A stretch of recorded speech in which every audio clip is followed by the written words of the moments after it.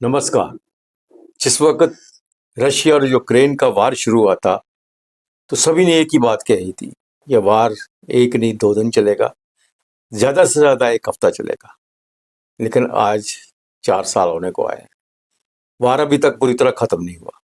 इसी तरह ईरान और अमेरिका का वार जो है, इसको कह रहे थे सभी कि चंद घंटों में ही ख़त्म हो जाएगा, ईरान घुटनों पे आ जाएगा, ख़त्म हो जाएगा, क्योंकि अमेरिका के साथ साथ बड़ी उसकी ताकतें जो सब उसके साथ मिली हुई थी।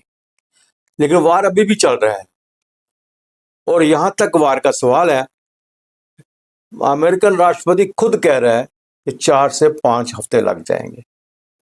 क्या ये वार लंबा चलेगा? क्या ये वार जल्दी खत्म हो जाएगा? क्योंकि जिस तरह से, जिस स्पीड से ये वार चल रहा है, ये ज्यादा खिंचने वाला नहीं दिखाई दे रहा। तबाही ही तबाही हर तरफ हो रही है। इस पर हम चर्चा करेंगे। हमारे साथ हैं defence expert brigadier doctor Vijay Sagar Dhiman. Doctor साहब, बहुत बहुत स्वागत है। Thank you Adarsh ji. Doctor साहब, यही बात हम हर बार में कहते हैं जी, आज सबके पास इतने कुछ और मशीनरी है, इतने ड्रोन है, इतना सब कुछ है, वार ज़्यादा देर चलेगा नहीं। लेकिन जहाँ तक हमने यूक्रेन और रशिया का वार भी देखा, वो भी काफ़ी लंबा चला। और अब इस वक्त जो पोजीशन बनी हुई है, पूरे खाड़ी के ऊपर ईरान हमला कर रहा है और अमेरिकन जो है वो पीछे हटने को तैयार ही, बात करने को तैयार ही, और ईरान जो है वो भी पीछे हटने को तैयार है।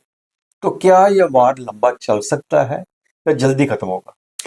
देखिए दर्शी, आपने बड़ा इंटरेस्टिंग सवाल पूछा है और इसमें बड़ी डिबेट चल रही है टेलीविजन के ऊपर, बहुत सारी चैनल्स के ऊपर। और मेरी ऑब्जर्वेशन ये है कि वो सारे के सारे एग्जाम्पल्स कोट करते हैं। कोई अफगानिस्तान की बात करता है, कोई वेनेजुएला की बात करता है, कोई यूक्रेन की बात करता है। ये सब चीजें जो, हर चीज की जो है ना, एक डायमेंशन डिफरेंट होती है। Ball game is different everywhere. हर चीज का टेम्पलेट नहीं चलता।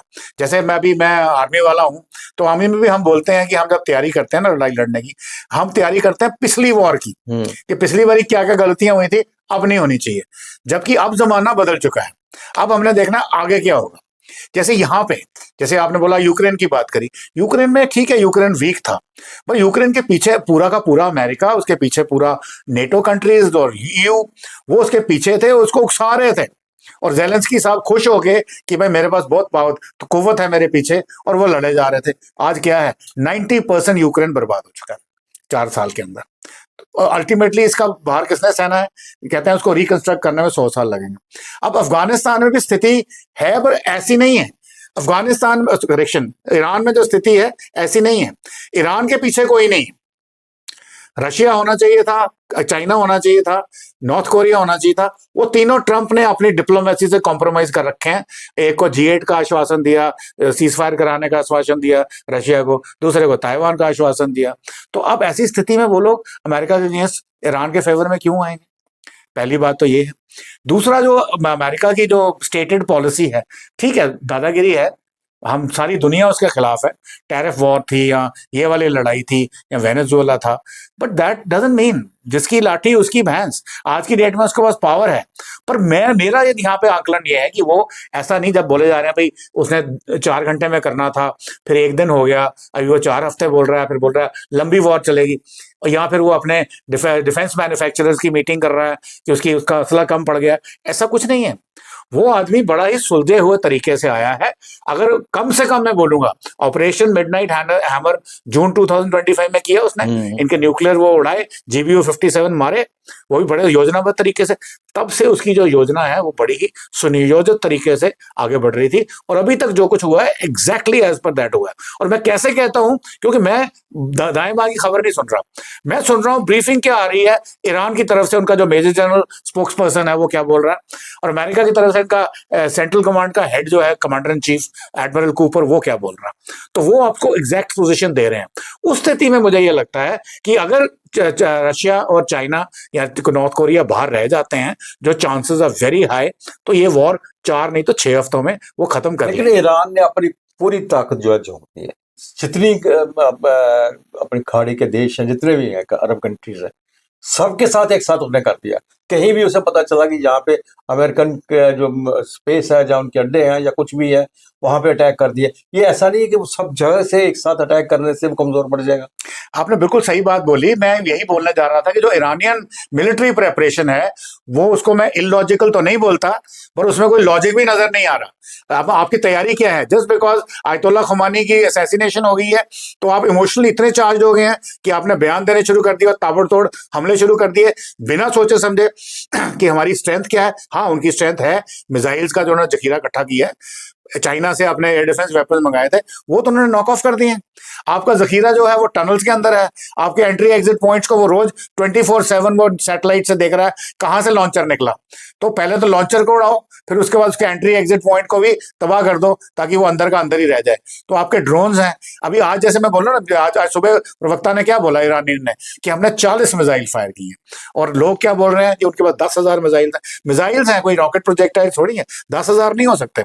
तो 40 अगर वो भेज रहा है, और इसके पहले वो अटैक कर चुका है 27 लोकेशन के ऊपर, खाड़ी कंट्रीज के ऊपर, 11 कंट्रीज के ऊपर है, तो इसका मतलब ये है कि उनको भी पता लग गया है कि हमारा सामान कम पड़ गया है। लेकिन एक बड़ी इंपॉर्टेंट चीज है कि अमेरिकन ने कहा कि हम बूट्स ऑन ग्राउंड जरूरत पड़े तो भेजेंगे, लेकिन यहाँ जहाँ भी अमेरिकन इस स्थितियों में गए हैं वहां उन्होंने कहीं भी वो जीत के नहीं आई, हार के बिल्कुल करना पड़ा। क्या यहाँ पे उसको ज्यादा नुकसान होने के चांसेस? बिल्कुल आपकी बात सही है। लोग एग्जांपल देते हैं वियतनाम का, अफगानिस्तान का, बट यहाँ सिचुएशन अलग है, क्योंकि देखिए आफ्टर ऑल वो भी तो सीखते हैं ना अपनी गलतियों से जो उन्होंने किया है। तो यहाँ पे अभी सिचुएशन उन्होंने पहले सोचा था कि पहला जो रंग है खुमैनी के साथ में, जो 49 जो उनके टॉप कमांडर्स थे, उनको तो एकदम खत्म कर दिया। तो अब वो जो सेकंड रंग जो है अभी वो बाहर नहीं आ पा रहा। हालांकि मुस्तफा खुमैनी का नाम चल रहा है और उसको मगर डिक्लेयर नहीं कर रहे, और साथ में उनका अभी तक जनाजा भी उठा नहीं है। क्यों नहीं उठा है? क्योंकि पता है उसके ऊपर भी मारेगा तो सेकंड रंग भी जाएगी। तो ऐसी स्थिति में ईरानियन का रिजॉल्व सामने आया है, तो इसके लिए भी उसे तैयारी कर रखी थी। अगर आपको याद हो, आज से 3 या 4 महीने, एग्जैक्ट मुझे डेट में नहीं बता पाऊंगा, कुर्दिश जो थे वो रिबेल्स थे टर्की के अंदर, अर्डोगान के साथ उनका समझौता हो जाता है। ये कर्ड जो है लड़ाई लड़ रहा है पिछले 40 साल से, all of a sudden Turkey के साथ समझौता हो गया। यानी कि वो एक लिबरल इंसर्जेंसी फाइटर्स थे या मिलिटेंट्स थे, जो भी कह लीजिए। समझौता कैसे हो जाता है? अब हमने सोचा शायद बड़ी अच्छी बात है कि दुनिया बदल रही है। अब पता लग रहा है वो समझौता सीआईए ने करवाया है, अमेरिकन ने करवाया है कि भाई अगर वहां पे हमें बूट्स ऑन ग्राउंड की जरूरत पड़ी तो हमारी लड़ाई आप लड़ेंगे। जैसे उन्हें सीरिया से में लड़वाई उसने भाड़े के सैनिकों से, या लिबिया में लड़वाई, तो ये वही टेम्पलेट है। आज जो सुबह मिसाइल फायर किया है ईरान ने, फिर वही गलती है ना, मिसाइल फायर कर दी टर्की के ऊपर। आपका मतलब है कि ईरान में इतने बुद्धिजीवी नहीं है कि उनको समझ आए कि टर्की नेटो कंट्री है। नेटो कंट्री के ऊपर आप अटैक करेंगे तो आर्टिकल 4 और 5 वो पूरा का पूरा नेटो उनके साथ हो जाएगा, आपको छोड़ेगा नहीं। तो ईरान ऐसी गलती नहीं करेगा। वो मिसाइल फायर हुई थी कर्ड्स के ऊपर, उनके इलाके के अंदर। तो जो उन्होंने एक नदी से निकाली है क्रेन के साथ, और उसका जो अवशेष बचे हुए थे। तो ये चीजें हैं, बताती है कि अमेरिका प्री प्लान तरीके से आया है। और इसलिए मैं नहीं मानता कि वो कोई नी जर्क रिएक्शन है कि उसने कुछ सोचा, वो नहीं हुआ, अब दूसरा हुआ। और एडमिरल कूपर ने साफ बोला सुबह आज, कहता अभी तक तो हम अपनी कहते हैं सप्रेशन कर रहे थे, हम कहते हैं seed operation, suppression of enemy air defence. अभी हम डीड करेंगे डिस्ट्रक्शन, और अभी जो अगले 2 दिन में आप हमले देखेंगे वो बहुत ही हाई इंटेंसिटी में होंगे। फिर अगर बूट्स ऑन ग्राउंड की जरूरत पड़ती है, क्योंकि अगर रेजिम चेंज करना है जो अमेरिकन फेवर में हो, तो उसके लिए बूट्स ऑन ग्राउंड के लिए वो काम उनका कर्ड्स करेंगे। तो इसलिए 4-6 हफ्ते लगना। लेकिन स्टेट ऑफ हॉर्मस को ब्लॉक करने से क्या उन कंट्रीज में भी प्रभाव पड़ेगा? इसका इंडिया में भी प्रभाव पड़ेगा जो इस वार में है ही नहीं, जो बिल्कुल उनका कंसर्न नहीं है, वो शामिल नहीं होना चाहते। बिल्कुल आपने ठीक बोला। 20% of the oil for the world वहां से निकलता है, और ये स्टेट ऑफ हॉर्मस बड़ी छोटी सी एक बॉटलनेक है, और इंडिया का भी 30% वहां से आता है। तो अब इसका जो है असर है। ऑलरेडी प्राइसेस $80 पहुंच चुकी हैं, और आज उन्होंने कुछ, मैं एक्सपर्ट्स की सुन रहा था, वो कह रहे थे शायद $120-150 तक जाएंगी। पर ट्रंप इसको होने देगा? नंबर 1, या दुनिया होने देगी? क्योंकि इसमें खाली ट्रंप या 1-2 कंट्री को फर्क नहीं पड़ने वाला है, ये अक्रॉस द वर्ल्ड फर्क पड़ेगा। क्योंकि शिपिंग कंपनीज हैं, इंश्योरेंस करना बंद कर दिया। 150 के आसपास बोले शिप स्ट्रैंडेड हैं। इन्होंने उनके ऊपर अटैक भी किया है, पर अमेरिकन ने उनकी नेवी को तबाह कर दिया, 11 उनके शिप्स डुबो दिए हैं। अब वो क्या कर रहे हैं? मिसाइल से अटैक कर रहे हैं कि, और धमकियां दे रहे हैं, वो VHF के ऊपर धमकियां दे रहे हैं कि अगर आप इधर से निकलोगे हम आपको मारेंगे, और मारा भी है उन्होंने। इसलिए वो टोटल बंद है। प्लस उसके बाद अमेरिकन ने अभी तक, हालांकि ट्रंप ने बोल दिया है कि हम उनकी स्कॉट शुरू करेंगे, we will escort the ships ourselves कि अगर उनके ऊपर कोई मिसाइल अटैक होता है तो वी लुक आफ्टर। वो अभी शुरू नहीं हुआ, इसलिए आज की डेट में स्टेट ऑफ हॉर्मस बंद है। लेकिन अब इसके सबसे बड़ी चीज है ना, एक डर सबके दिलो दिमाग में बैठा हुआ है, इंडियन के ऊपर भी है, कि इससे तेल बहुत महंगा हो जाएगा और आने वाले जो तेल महंगा हो जाए, महंगाई की तरफ हमें ये डर नहीं, दहशत है, और ये पैनिक और फैलेगी, क्योंकि जो तेल की कीमत है वो कैस्केडिंग इफेक्ट होता है, हर चीज महंगी हो जाती है, बिकॉज ट्रांसपोर्टेशन कॉस्ट, बिल्कुल बिल्कुल हर चीज। अभी जैसे इंश्योरेंस रेट्स, जो पहले तो कुछ बंद ही कर दिया इंश्योरेंस करना, और रेट्स बहुत बढ़ा दिए हैं, अब वो क्रूड ऑयल की कीमत उतनी बढ़ेगी एज पर दैट भी ट्रांसपोर्टेशन कॉस्ट। पर इंडिया की दूरंदेशी में यहाँ पे आज भी कुछ मेरे से बोल रहे थे कि इंडिया की फॉरेन पॉलिसी फेल हो गई है। फेल नहीं हुई है। इंडिया यहाँ पे पुरी साहब हैं, हरदीप पुरी हैं, जो हमारे पेट्रोलियम मिनिस्टर है, फॉरेन मिनिस्टर है जयशंकर मोदी हैं। इन्होंने पहले से एंटिसिपेट किया था कि इन्होंने ऑपरेशन मिडनाइट हैमर किया है, तो कुछ ना कुछ आगे भी करेंगे।